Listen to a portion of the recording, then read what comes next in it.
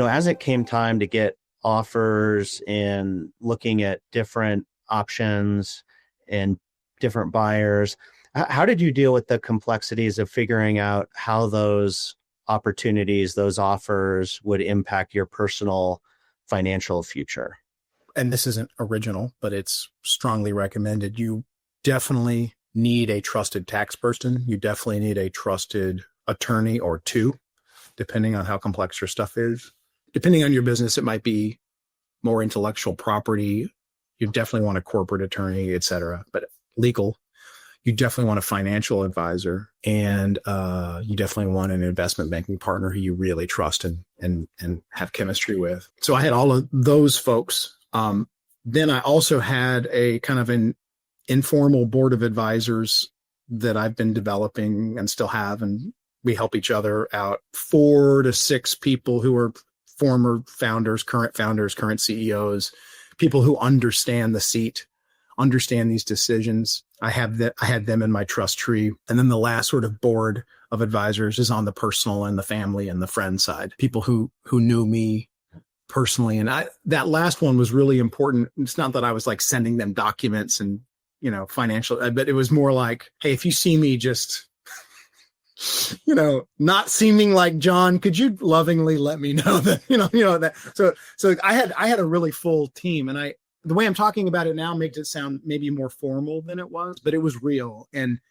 so as we went through the process, especially toward the end of the process, where it's coming down to, do we want to choose A or B or C or D? I had been nurturing and informing all of those people along the way, so I could literally text or pick up a call and say, hey, this is the latest critical piece of information. And I didn't have to brief them in and be like, oh, my name's John Common, and I'm telling them, like, it wasn't any of that. So they were all there with me.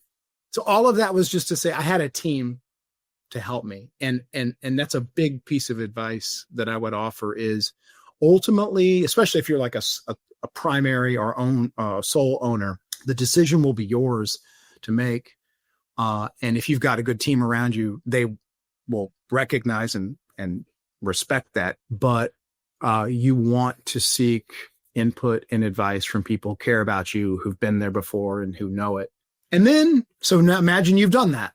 There still comes a moment where you sort of have to choose, and it's really up to you.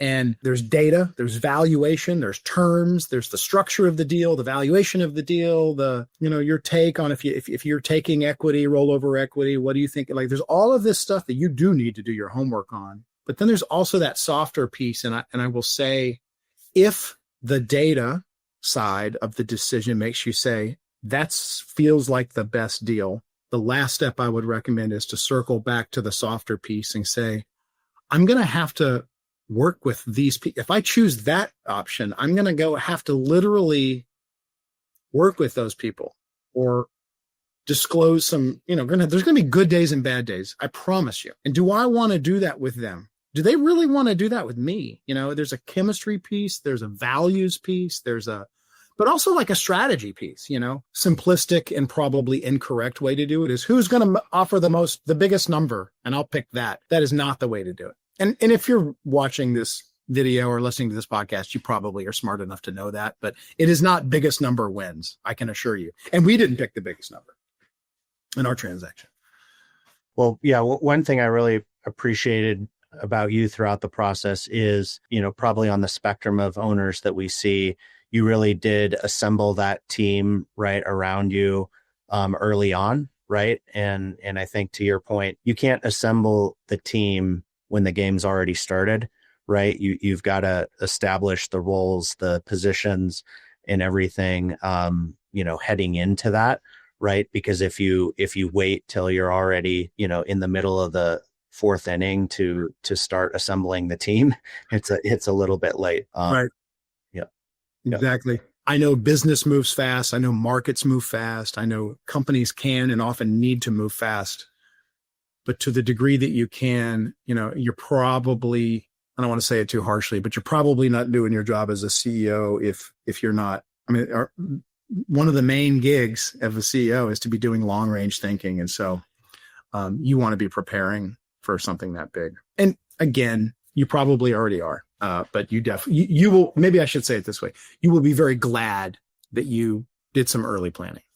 Yeah. And I think from our perspective, right, what we often see in our space with other investment banks is, having fairly sharp elbows, the diva wide receiver, if you will, trying to really kind of dominate things. Right. And I hope that through your experience, it felt like we were a collaborative partner with your team to say, hey, this is our perspective, but we value other perspectives as well. Yeah, very.